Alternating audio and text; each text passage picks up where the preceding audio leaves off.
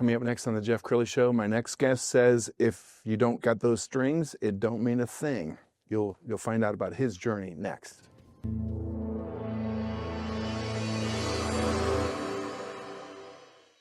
Many are predicting that the worst is yet to come, which is unfortunate, said one person here.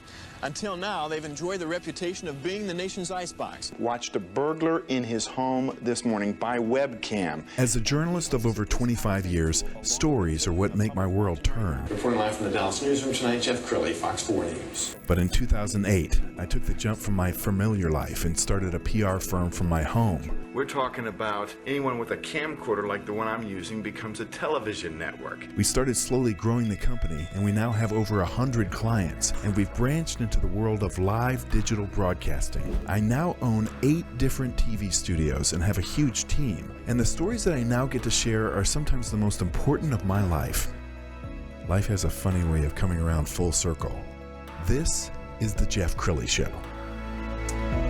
Well, I remember when I was in elementary school, they encouraged us all to take up an instrument, and I was attracted to the violin. And so I had a one-day lesson with a guy who said, "You are not meant for the violin."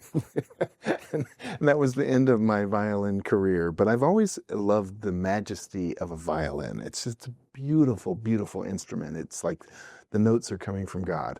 Somebody who shares that belief is my next guest, Bernhard Kainerstorfer. Thank you for coming on the show.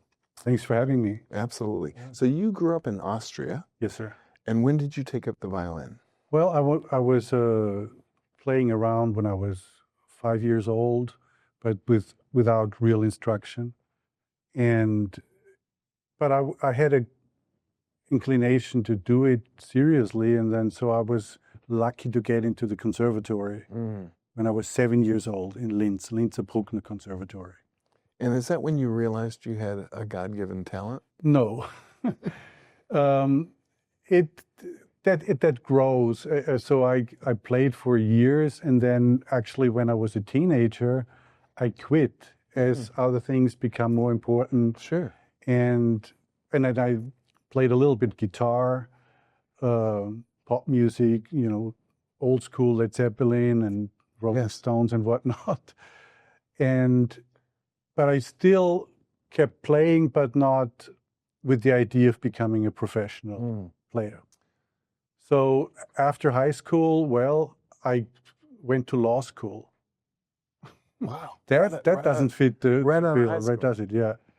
And so I studied the law for 3 or 4 years, and then I did some traveling all over the world, mainly in the U.S. In 1987, it was the first time that I came to the U.S. It's a difficult instrument, isn't it? Absolutely, but I shouldn't say that. You drive kids away if you say that. But you're not the only person, being. Yeah, but somebody can pick up a guitar and learn how to change the notes and. The difference is. With the violin, you have to create the sound right from the beginning. With other instruments, you get away as a beginner and you quickly learn to play easy songs. On a higher level, if you go into literature, then piano is as difficult or as cello. No, cello is a string instrument too, but. When you go up to an audition for an orchestra, everything's difficult then. But as a beginner, to get it off the ground and to immediately play Twinkle Star or whatever you have, that's not easy on the fiddle. All right, we have a video that we're going to play, but I want you to kind of set it up for us. So where was this filmed? It was filmed in Austria, in Upper Austria, Bad Leonfelden, which is north of Linz, which Linz is a 2 hours drive west from Vienna, so that folks get an idea. Austria is frequently confused with Australia. So it's not that kangaroo country, it's Austria. And we did that video in May this year. And it's very pleasurable for me to see it because I'm playing with my very dear friend Erich Wimmer, who is also a violin teacher and a musician, and we have played together chamber music in Europe. We went to Andalusia in Spain together in orchestra, and so we are not only colleagues, we're like brothers, and we know each other for quite a while, and so he's, like I said, he's also an author of books of fiction. Beautiful. All right, let's go ahead and roll the video.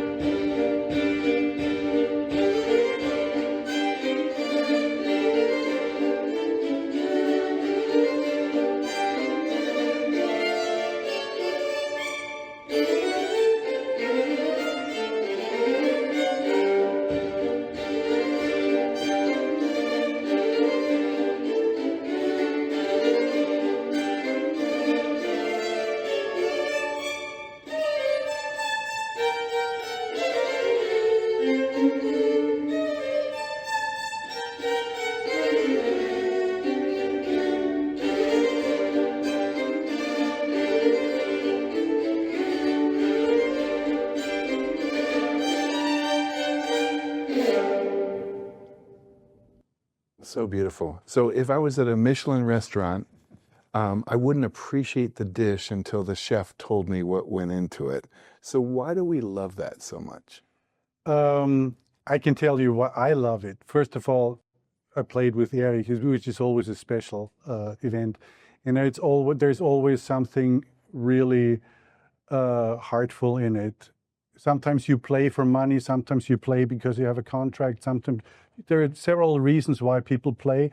But when I play with Erich, or even just rehearse, you can tell if you go into detail, it's not elaborate. It's just let's grab the instrument and see what happens, and then we'll refine it if we put it on stage for good, so to speak. So you guys hadn't rehearsed that? No. Well, we played it years ago. It's an easy piece to play. It's by the way, Johann Strauss. It's called Russian March. Okay. And so it's something also you can play. You can sight read. Yeah. But for me, it's always great to play with him. And tell me about the acoustics. Well, echo is very appealing to me. Too much echo is as bad as not enough, in my taste. And in that church, in that corner of the church, we had just a perfect combination, all the elements of a nice acoustic turnout. Yes. And this is very joyful to do.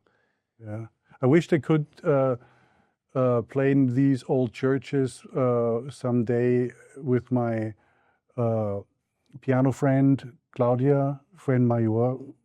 we do recitals here in Nice. Dallas-Fort Worth, and it's more difficult doing with recitals with piano music because first of all you have to have a piano, right? Yes. In any given building, and then you have to have a good piano for it.